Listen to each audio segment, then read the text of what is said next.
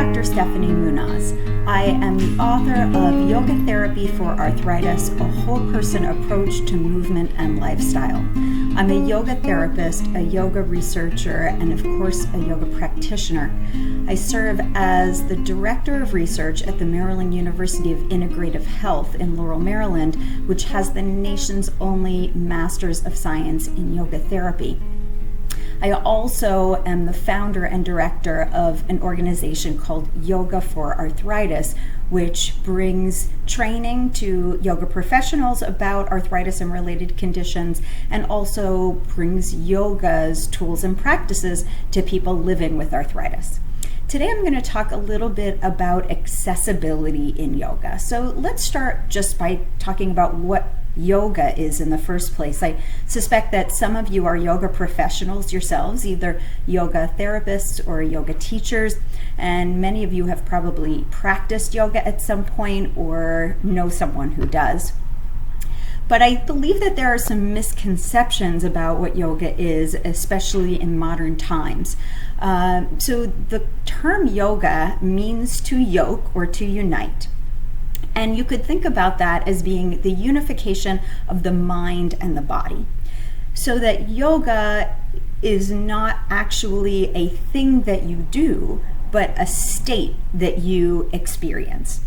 And by that definition, there are many things you could do to achieve a state of yoga.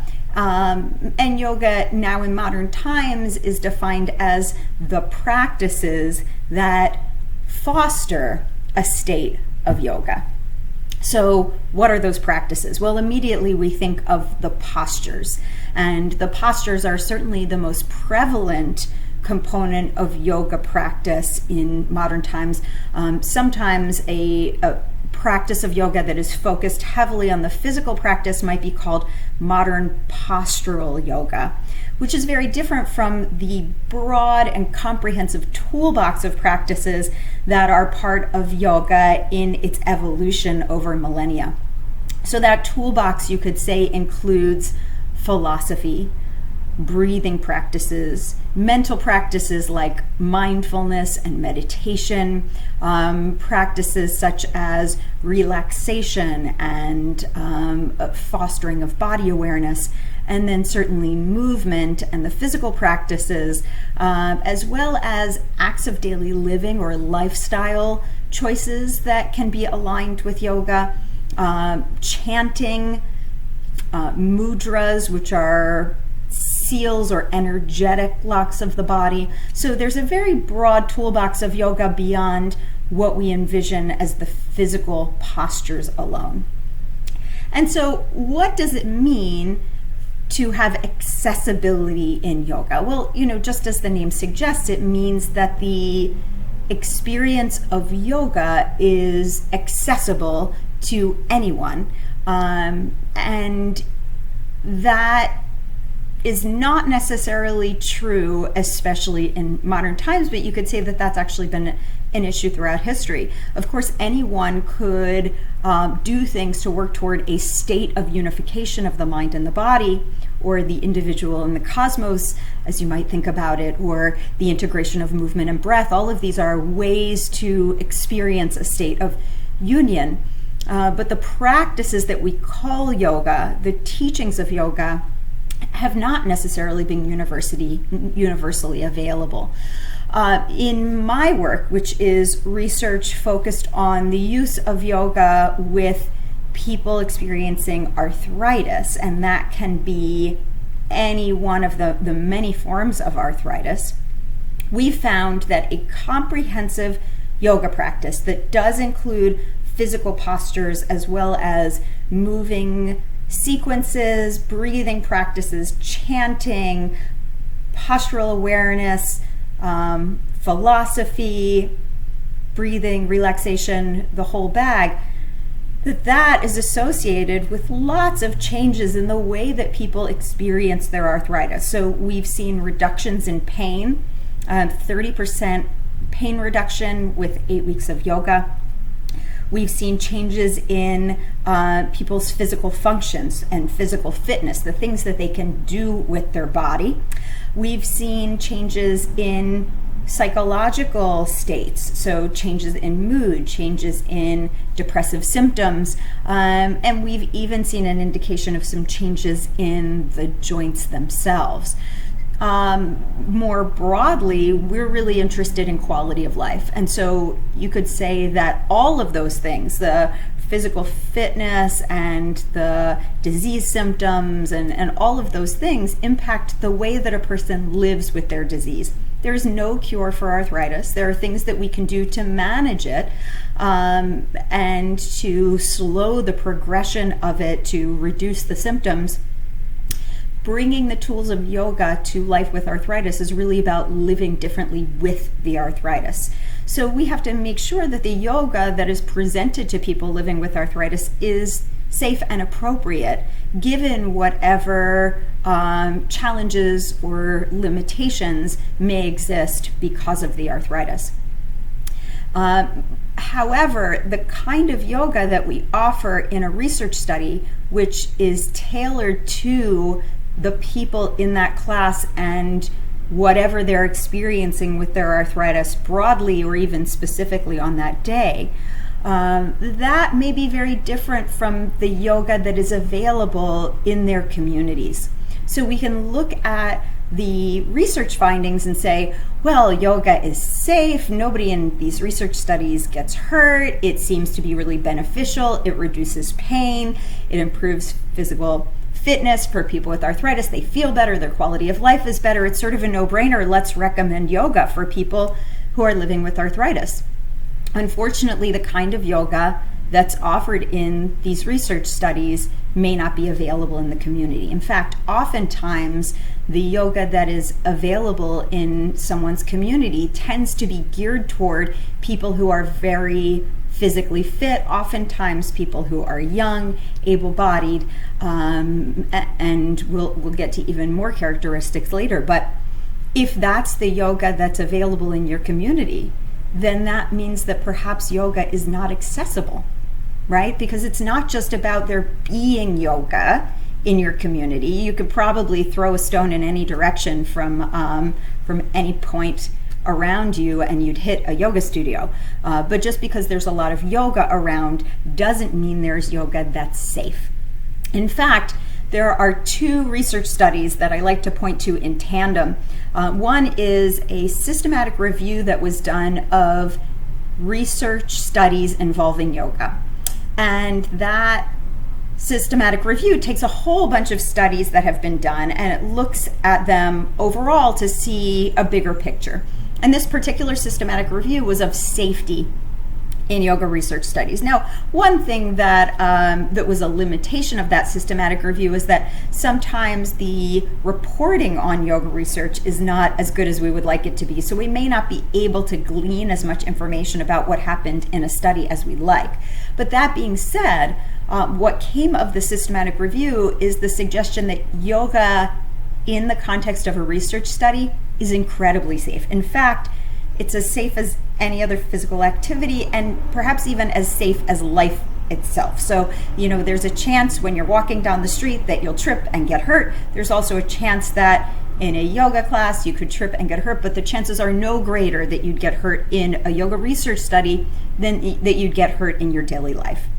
Contrast that with a systematic review that was done of people accessing yoga in their communities. So this is not people who are part of a research study that delivers the yoga to them, but observational studies where people are doing yoga and reporting about what their experience is.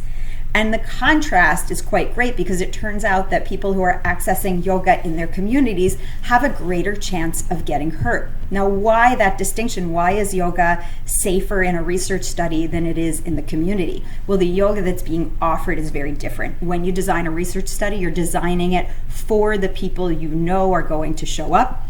Whereas when yoga is offered in the community, oftentimes the yoga is what the yoga is, and anyone might come to it. It may not be tailored to the people who show up. And as I've said earlier, the kind of yoga that's available in the community may not be appropriate for the people who want to seek it. Now, with all of this growing research about how wonderful yoga is, we see more and more people looking to access yoga who deviate from the stereotype of what yoga looks like in modern postural yoga practice. Now, it's important to note that accessibility is not just about safety. It's incredibly important that the yoga that we're offering to people in communities is safe and appropriate for them. But even having yoga that is safe doesn't mean that it's accessible. I like to think of 4 components to accessibility in yoga. One is access. So just very literally, is there any yoga near you? And that is probably more true in certain places than others. I'm in Baltimore City in the United States, and there is a yoga studio on my corner. There's another one down the street. There's another one around the way. So in urban centers, yoga in general may be more accessible as compared to in rural settings, for example. In some countries, yoga is a lot more prolific than it is in others. So that's the first thing. Is there any yoga available? Any teachers, any trainings, any yoga practice available? And the next one is safety. So is that yoga safe and appropriate for the people who want to access it? So if the yoga is safe and appropriate for young women who are relatively healthy and able-bodied, then perhaps that is not accessible yoga. If it's only safe for a certain sector of the population, then it's not meeting criteria for accessibility. But the next thing is inclusion. And so to me, inclusion is whether or not the people who would like to access the yoga or the people who could benefit from that yoga feel as though the yoga is for them, feel included in that yoga practice. And this is again where we see issues in accessibility in communities around the country and around the world. So in my population in particular, people who are living with arthritis, they may show up to a yoga studio and be surrounded by people who don't look like them, who are much younger, who are thinner, who are more fit, and they may feel excluded just based on representing a different demographic than the surrounding student body at that particular location. But then when practices are presented to them that they don't feel confident trying, or they feel somehow less than or excluded for doing a different version of a posture or doing something more slowly or wanting to adjust it in some way, then that is not a feeling of inclusion. And then I would say that the 4th component is empowerment.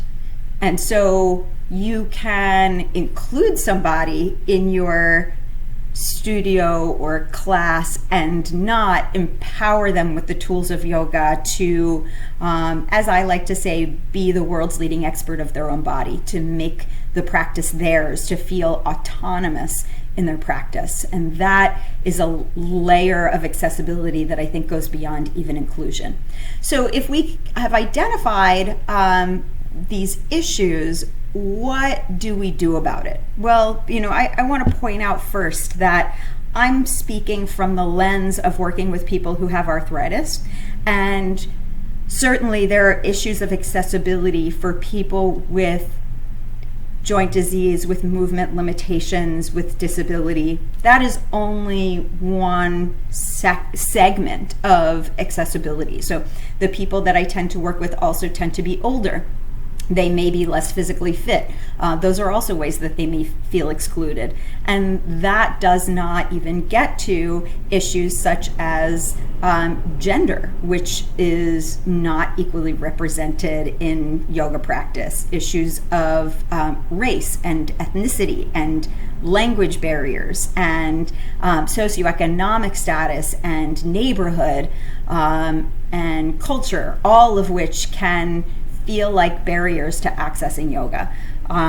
It turns out that although arthritis is equally prevalent among different racial and ethnic groups in the United States, the severity of the arthritis symptoms is higher in underserved minorities, including African Americans and Spanish speakers.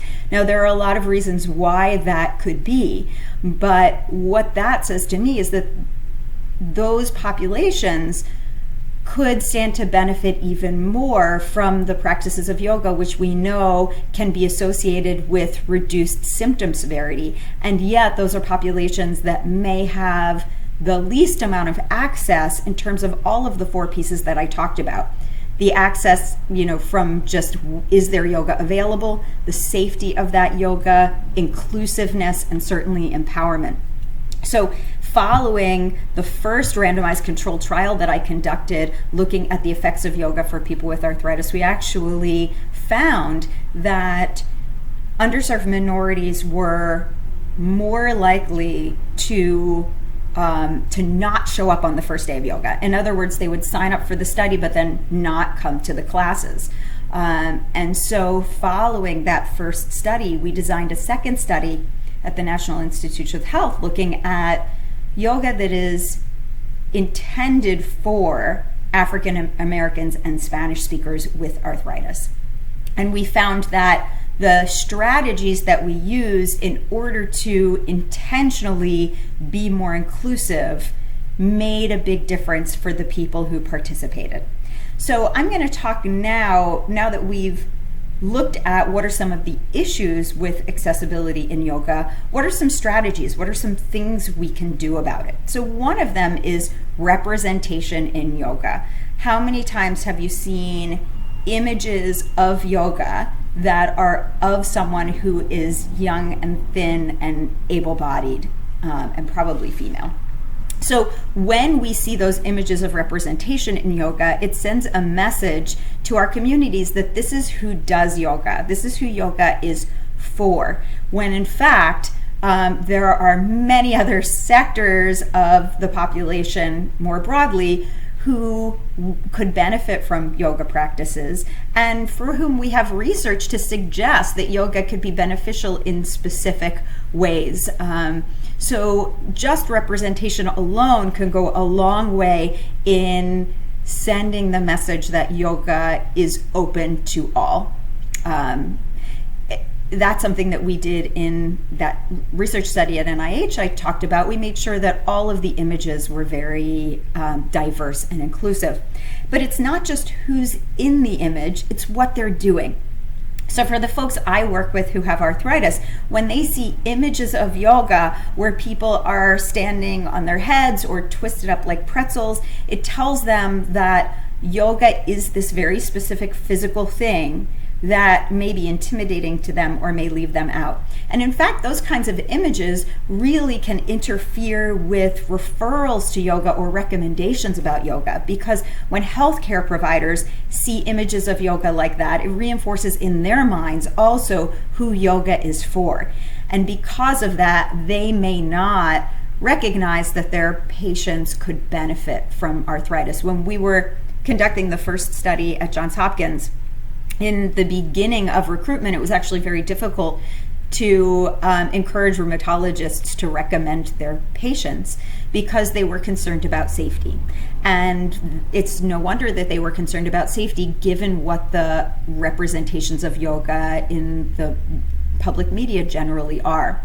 So it took a campaign internally and even some experience of the yoga by the doctors themselves in order to help them understand what the yoga was that we were offering. That first of all, it was not just about physical postures, that there are benefits to people with arthritis from the breathing practices alone, from the meditation and mindfulness alone, from the philosophy and lifestyle alone, and that all of the movements and postures would be safe and appropriate for people living with arthritis. So representation in yoga is an important factor toward improving accessibility.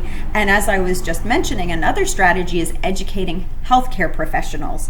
And so the healthcare professionals who might refer and recommend yoga, as well as the healthcare facilities that are bringing in yoga classes and yoga providers for them to understand the difference between modern postural yoga and accessible yoga that would be safe and appropriate for the populations they're aiming to serve.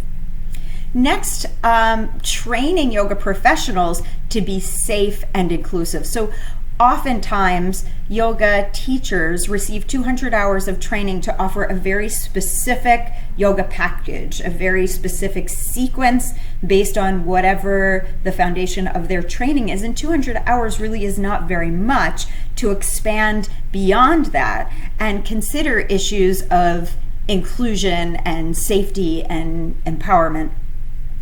For the yoga teachers to really think about who are they hoping to serve, who could benefit most from what they have to offer, what population really resonates with them, and how they would like to bring yoga into the world, and therefore what skills do they need in order to do that, and is that 200-hour training the right set of practices for the population that they're hoping to serve. And oftentimes yoga professionals haven't really considered that until they get out into the world and want to offer these practices, and they may find people coming to them that they don't feel equipped to serve in a safe and inclusive way.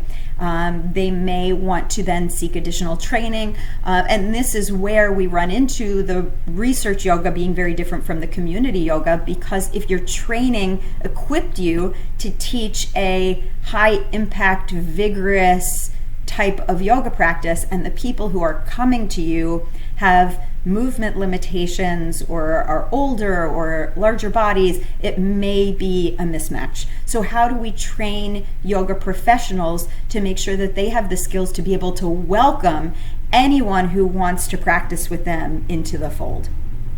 Another way we can improve inclusion is to support nonprofits that fund and advocate for accessibility and inclusion in yoga. And there are a bunch of them, and they're doing really beautiful, powerful work. So that's another way that we can improve accessibility. And then educate the public to be discerning. So, oftentimes somebody finds out that yoga may be beneficial for a variety of reasons. So yoga can help with stress management. Yoga can help with, in the example of the work I do, arthritis management. So how does an individual who is seeking to experience yoga and its benefits find a yoga practice that's right for them? Find a yoga teacher who is inclusive and helps to empower them in their practice. So oftentimes the consumer may believe that, well, yoga is yoga, and may not know that there are differences that should be considered, and that there are things that they can do to advocate for themselves and find a practice that's right for them.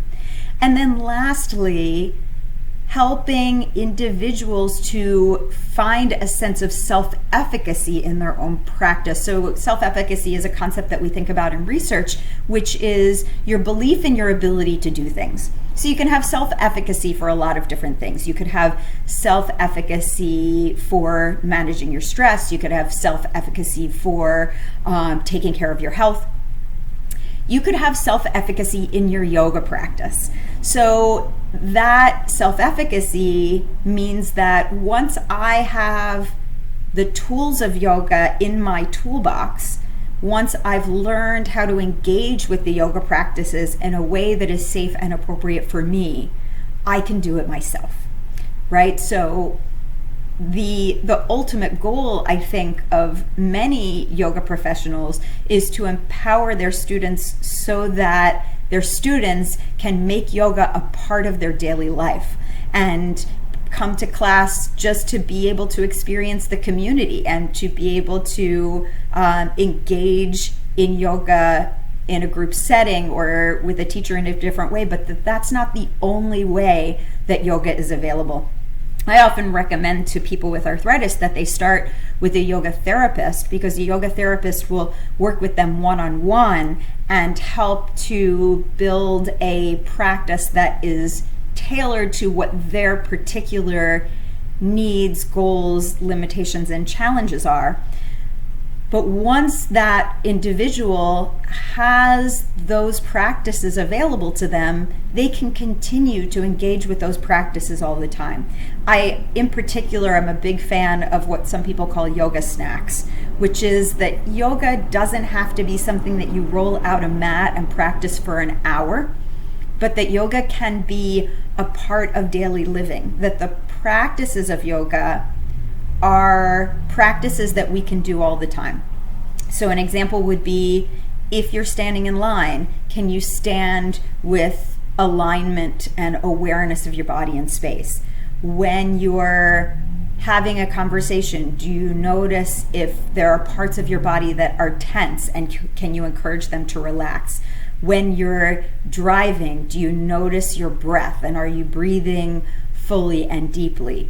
When you go to bed at night, can you do a practice of gratitude, or can you meditate for a few minutes in the morning before you start your day? So all of this is yoga, but it's very different from what we think about in modern postural yoga, which is roll out a mat and do this particular set of physical postures for an hour, which certainly has its benefits when done safely and appropriately, but it's not the only way to engage with yoga. And so helping people to recognize that fuller toolbox of yoga and bring it into their daily life, so that the yoga class or the yoga session is a supplement to living from a place of yoga, and ideally, therefore, living in a state of yoga more fully.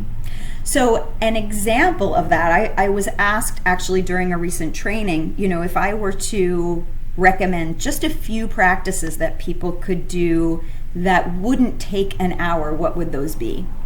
And I've mentioned a few of those already. So one is just postural awareness. We do that by noticing the major landmarks of the body and bringing them into alignment. So starting maybe with the toes and going to the head, or starting with the head and going to the toes. I like to start from the feet because they're our foundation. But noticing the distribution of weight on your feet. So that's something that you could do right now.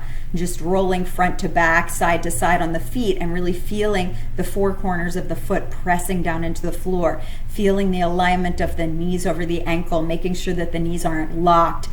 Feeling the angle of the hips. So if you're sitting, having 90 degrees at the ankles, the knees, and the hips. If you're standing, feeling that alignment between the ankles, the knees, and the hips. Noticing the natural curves in the spine.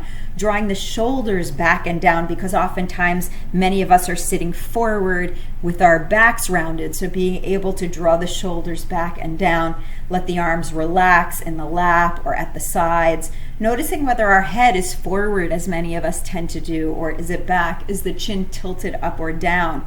Is the gaze soft? Is our jaw tense? Is there any place in the body where we're holding tension that's not necessary? So that little scan of the body and that noticing of alignment certainly makes a big difference in terms of joint loading, especially for people living with arthritis and how the joints are getting worn over time.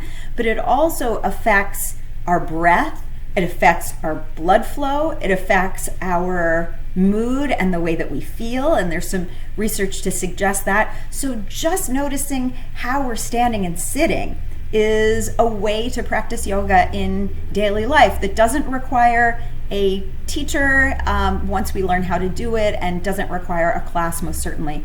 Another is breath. So breathing is tied in so keenly to the functioning of our nervous system. It also affects the way that we feel. It affects our stress response. It affects the exchange of gases that's happening in our body, the drawing in of nutrients and the letting go of waste products. And there are many other ways that it affects the way that we feel. Unfortunately, many of us are breathing shallow and high up in the chest, which happens when we're feeling stressed, but it can also exacerbate our stress. So one practice that we can do very easily is to place a hand on the belly and just notice that as you breathe, your belly expands, and as you breathe out, your belly softens. This is called diaphragmatic breathing, because as we breathe in, the diaphragm descends and it makes room for the lungs to fill with air.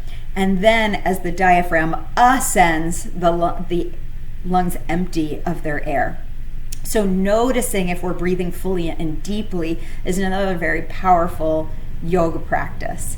Additionally, just bringing movement into the body. So one of the things that I often do with people with arthritis is just a little bit of joint mobilization. Things like wiggling the fingers and rolling the wrists and rolling the shoulders and bending the knees, pointing and flexing the feet, rocking the hips side to side, all of those things that help bring a little bit of movement into the body that help keep our body from being stiff, especially for people with arthritis who can wake up stiff in the morning. A little bit of joint mobilization can feel really good. Or if you have to be in one position for long periods of time, being able to do a little bit of joint mobilization can be really beneficial.